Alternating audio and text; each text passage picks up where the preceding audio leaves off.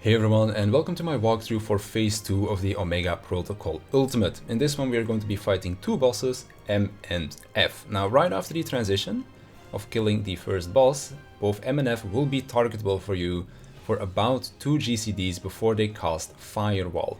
Now Firewall is going to be giving everybody a debuff that prevents them from attacking one of the two bosses. The way this works is by distance. The 4 closest players to M get a debuff that prevents them from attacking F. The 4 closest players to F can't attack M. Simple as that. So if you want to be attacking M, just go and stand close to M, and the same thing for F. Right after this, we are going to be getting 2 tank busters. This one is called Solar Ray and is also an AoE, so make sure you don't overlap these or get hit by them.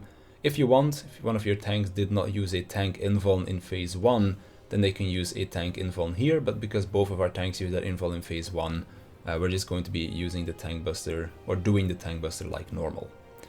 Then we get Party Synergy. This is going to be doing a bunch of things for you. So first of all, we get our PlayStation buttons, or our colors, whatever you want to refer them as.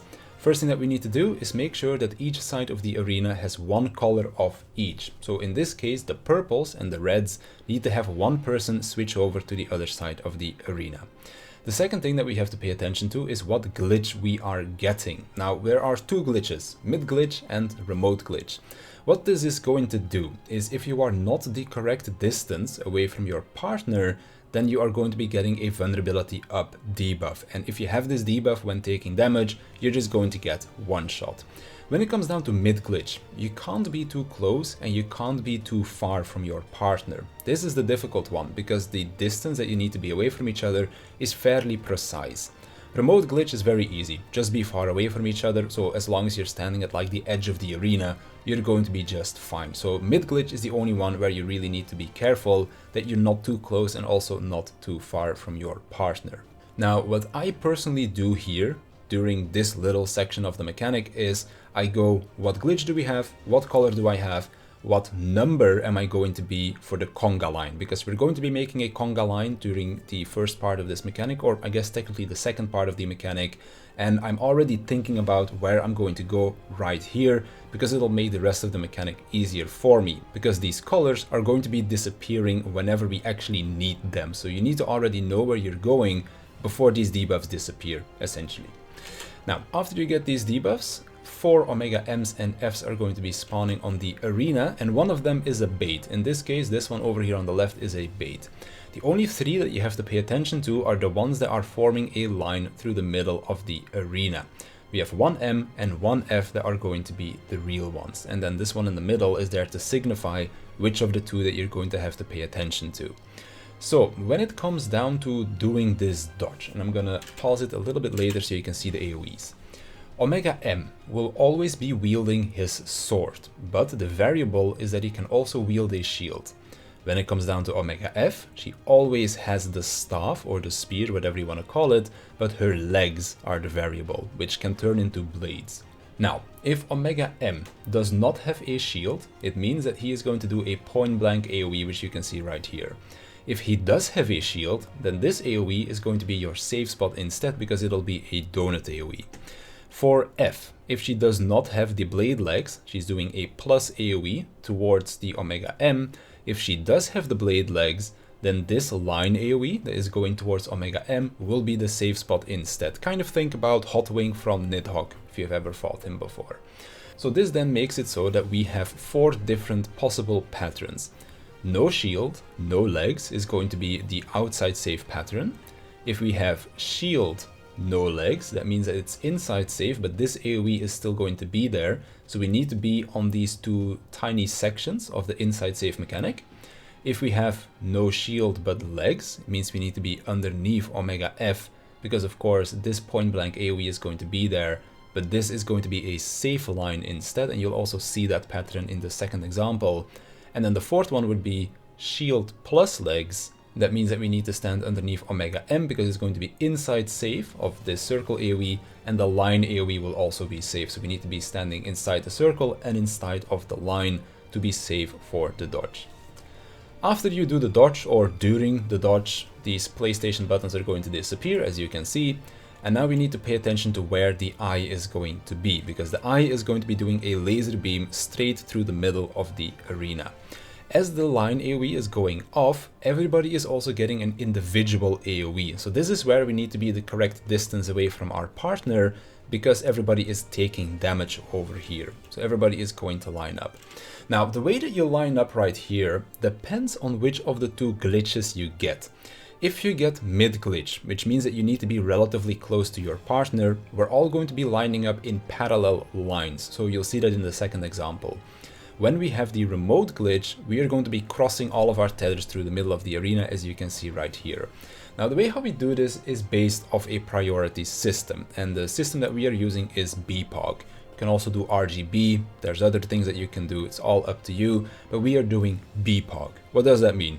Blue, purple, orange, and green.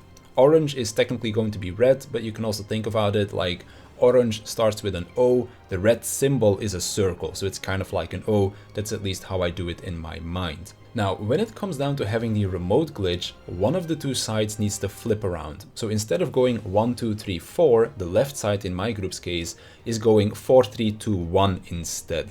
So if you think back about the beginning of this mechanic, I had the blue debuff. BPOG, blue, is the first one. So I would normally be number 1 in the conga line. But because we have remote glitch, I'm on the left side, I need to switch that around. So instead of being number 1, I am now number 4, which is why I'm here at the edge of the line. When it comes down to dodging the laser beam that's coming from the eye, you can use the fidget spinners on the edge of the arena. So you see a fidget spinner here, 1, 2, 3, 4. This fourth notch is where the laser beam is going to go through the arena. So as long as you're standing on the second or the third notch, you're going to be safe from that. You don't have to be like on the third one or the second one, you can be a bit closer. But if you're standing on the second, you're giving everybody else enough space as well. For the two players in the middle, they can again use the fidget spinners. If you stand kind of like in the middle between these two fidget spinners, you're going to be far enough away from your partner on the other side of the arena, and you're also giving the other people on your side of the line enough space to dodge this mechanic as well. You can sort of use these fidget spinners if it is a line as well, like with the mid glitch, but I personally don't really pay attention to the fidget spinners for that. I use the markers on the arena instead, and again, you'll see that in the second example. So everybody spreads out. You can see here the laser beam going through the middle of the arena, and everybody is getting their individual AoE as well, and then everything explodes. Now, after this, we're gonna have an Omega F and an Omega M spawning, and then we also have two group shares. Now, this is a really good example because these group shares go on random players, and if they are on players on opposite side of the arena, nothing needs to change. But if they are on players on the same side of the arena, like you can see right here, one pair needs to swap positions for their stack groups. Normally what we do is we have the people that are on the left side of the eye go left. They will always be west for this mechanic. The people on the right side of the eye are either going to go east or south, because those are your three safe spots. The safe spots are indicated by the Omega M's. So we can see that there are Omega M's on all of the intercardinals, but there is a fifth one that is just spawning in right now that is going to make one of the cardinals unsafe. He just so happens to spawn on north, but he will become our relative north regardless. So we're running into the middle of the arena because the Omega F that just spawned is going to knock us all back, and then we're going to rotate our camera to the Omega M line. There's three of them next to each other, so that's how you can identify what your relative north is going to be. And then depending on which glitch you get, you're either going east and west or you're going south and west instead. So because we have a remote glitch, we need to be far enough away from each other, we are going east and west. And then of course just stand here, walk to the wall, and then you take your stack markers over there.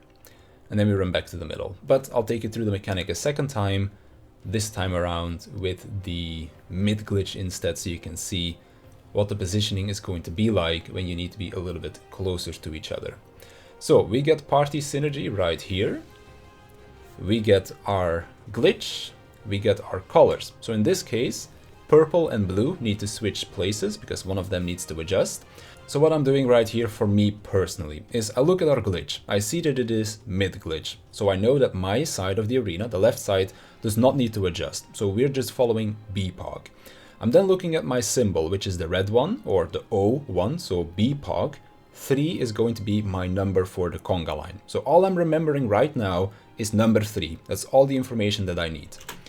Then we're going to be looking for the line. So as you can see, these 3 omegas are making a line through the middle of the arena. So we're going to be paying attention to omega M over here and omega F over here. I don't see a shield, which means point blank AoE away from omega M, and I do see the blade legs. So that means that we're going to be standing underneath omega F instead. And again, I'll pause it, you can see it right here. This is what the line AoE looks like. And then again, if he is holding a shield, that is going to be the inside safe instead, but that AoE is very straightforward. So then we look at the eye. I know that I am number 3 in the line. So I'm going to stand about in the middle between these 2 markers, and then I make sure that I am far enough away from my partner, not too close, not too far, because it is possible to dodge the laser beam coming through the middle of the arena while still being too close to your partner. So make sure you're not too close, not too far, and then that everybody is also spread out from each other. Again, we are getting 2 stack markers on the same side of the arena, which means that one pair needs to adjust. The way how my group did it is that the pair that is closest to the eye is going to be switching groups. So in this case, Saka and Aurora are going to be switching over groups. We're looking at the Omega M's. Where do we have 3 of them? We have 3 of them on the right side of the arena, at least from my point of view. So I'm going to be pointing my camera towards there. My group, left side of the eye, always goes left. Right side of the eye either goes right or down. Because we have the mid glitch, we need to be a little bit closer to each other, so they are going to go down instead. And then when we get knocked back, make sure that you do not run to the edge of the arena here, because if you run to the edge of the arena, you're going to be too far away from each other. So make sure you're kind of like on the marker, but not too close to the marker, because you'll get hit by the AoE. But you want to be like kind of on the edge of the AoE here, and then same thing on the other side, so that you're still close enough to each other that you do not get the vulnerability up. The thing that I like to do the most is when I get knocked back and I see my vulnerability disappear, I just stand still. If the vulnerability is not gone yet, then I will adjust my positioning a little bit. It's a bit finicky, but you'll kind of get used to the distancing here. And then of course we get our stack AoEs. As you then come back to the middle of the arena, make sure that you're attacking the correct boss, because it is possible to be attacking the wrong one here. And then we are going to start positioning for the next mechanic. Now for the next mechanic, there's a lot of things again that are going to be going on, but our starting position is going to be between south and southwest. And I'll talk about why that is in just a second. So, Synergy finishes casting, and that means that Omega F now becomes untargetable, but everybody loses their firewall debuffs, so everybody can start attacking Omega M now. So, for this mechanic, there's a bunch of Omega M's and F's that spawn around the outside of the arena, and they're all going to be doing some sort of a mechanic. The first thing that you're going to be seeing happening here are these 2 tethers. These are tank busters that are gigantic cleaves, so your tanks need to pick these up, use cooldowns, and bait them to the outside edge of the arena. This is going to create one big safe line through the middle of the arena, and the boss's hitbox, the one in the middle over here, is always going to be safe for that if your tanks baited them correctly. The second thing that's going to happen right here is that there is an Omega M that has a barred LB, which is standing behind the boss here on the north side of the arena. It's kind of hard to see because Omega F is kind of blocking the view, but that's where the AoE is coming from. And that is why it's important that you do not stand directly on a cardinal, because if you would have stood directly on C, the entire hitbox of the boss would not be safe. And the cool thing is, it doesn't matter where your tank busters are going, the boss that is standing in the middle, his hitbox will always be safe from the tank busters if again baited correctly. So that's why it's important that this barred LB does not cover up the entirety of this boss's hitbox. So you can see us moving to the side right here. This is what the tank busters look like. They're 2 very big cleaves, and they're creating this big safe line through the middle of the arena. But because these spawn in different positions, this line positioning can be different. So that is why, to turn off our brain as much as possible, just dodge into the hitbox of Omega M, the one with the shield in the middle, and you're going to be safe for this. Then the second part of this mechanic has us finding Omega M with the shield. I'm gonna turn my camera around and then you'll see him. There he is, Omega M with the sword plus the shield. He is going to become our relative north for this mechanic. Now, if you want to do this mechanic the correct way, the way it was intended to, then you have 2 players get close to Omega M with the shield to bait beyond the fence. You then also have the 3 players with the meteor markers go away because these are proximity AoEs. So you would have 2 players closest to Omega M, 3 players with the markers on east, south and west, and then you have the rest of the group, the 3 other leftover players. They are standing in the middle of the boss's hitbox. Now, because we wanted to make this as easy as possible on us to just get through this faster for prog, we're going to be ignoring these proximity markers entirely because we're just going to over mitigate this mechanic.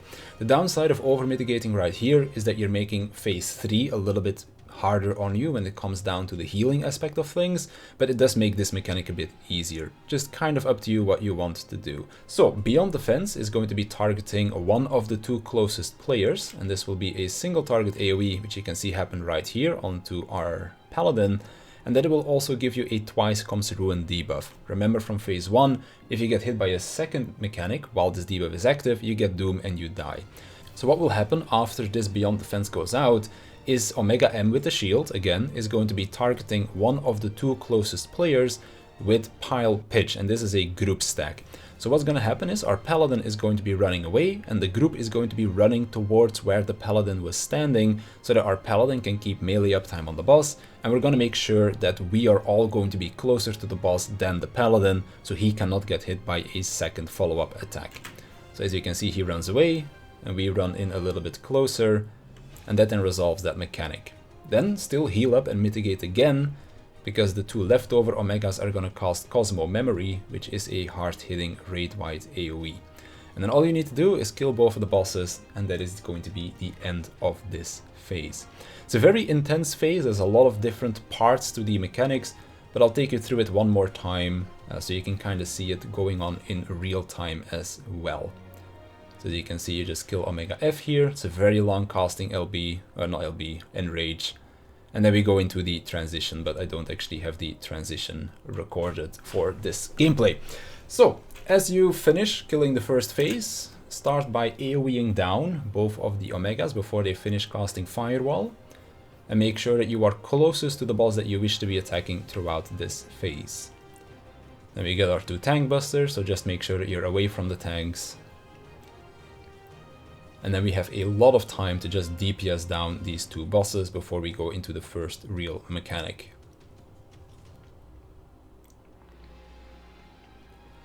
So, party synergy. Again, pay attention if it is mid or remote glitch. Pay attention to your color. Do you need to swap sides? Yes or no? Look for the safe spots, double out, run away. Look where the eye is and then go line up for the laser beam mechanic. Everybody spread out, we get our group stacks that are coming out, adjust if needed, locate relative north and then get knocked back east and west because it is a remote glitch. And then end of the first mechanic. As you come back, make sure that you are attacking the correct boss. But we'll see that when we come from the second one. So this is going to be party synergy a second time. This time around with mid glitch instead of remote glitch. So here we go, party synergy.